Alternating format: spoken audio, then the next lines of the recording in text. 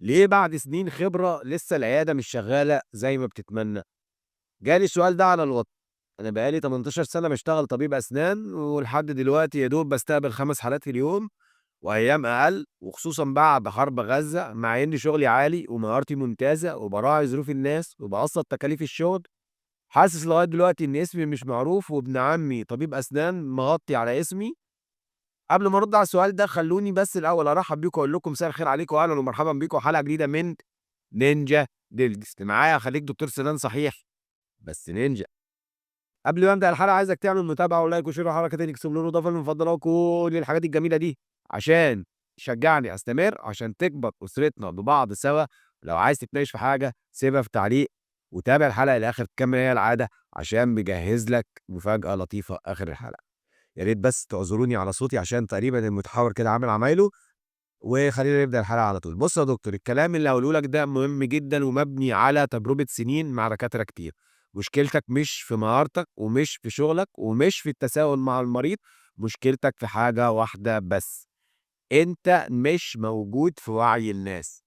العياده النهارده مش بتقوم على المهاره بس، العياده بتقوم على قدورك، رسالتك، صورتك، محتواك، اسلوبك في الظهور، ولغه علامتك التجاريه. ابن عمك مش مغطي عليك عشان هو احسن منك، هو مغطي عليك عشان هو ظاهر وانت لا. خليني اقول لك الخلاصه في نقاط واضحه. واحد: عدد الحالات مش هيزيد لانك كويس، هيزيد لانك بايع. لو احسن دكتور في الدنيا فتح عياده ومحدش قايلك انه موجود، هيعالج نفسه بس.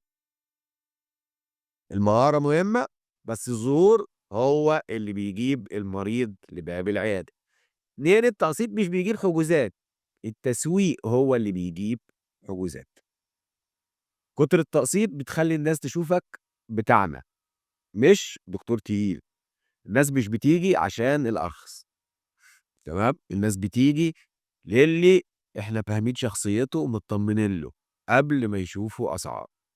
3: بعد 18 سنة الطبيعي تكون بتستقبل 10 إلى 20 حالة يوميًا، وده مش مستحيل، ده system ينفع تمشي عليه، ده ينفع توصل له، أي حد يطبّقه أرقامه بتعلى فورًا.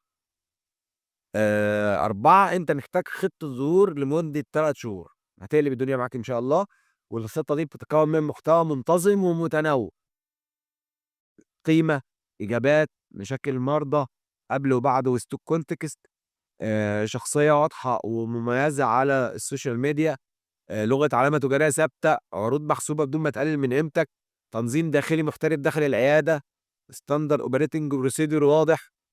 5: كلمة مهمة جدًا: أنت مش ناقص مهارة، أنت ناقص استراتيجية. وأبسط نقطة: لو الناس مش شايفاك هيفضل ابن عمك بياخد مكانك، حتى لو بنُص مهارتك. المفاجأة بقى اللي وعدتك بيها: أنا مجهّز لك ملف وورد فيه خطة تفصيلية على مدار 3 شهور لظهور ونمو العيادة. لو عايز نسخة من الملف علّق بكلمة خطة أو أي حاجة إن شاء الله نقطة، هابعت لك لينك تحميل الملف. في النهاية ما تنساش تعمل لايك وشير وحركة الإكسبلور عشان نوصل لأكبر عدد ممكن من دكاترة الأسنان المهتمين.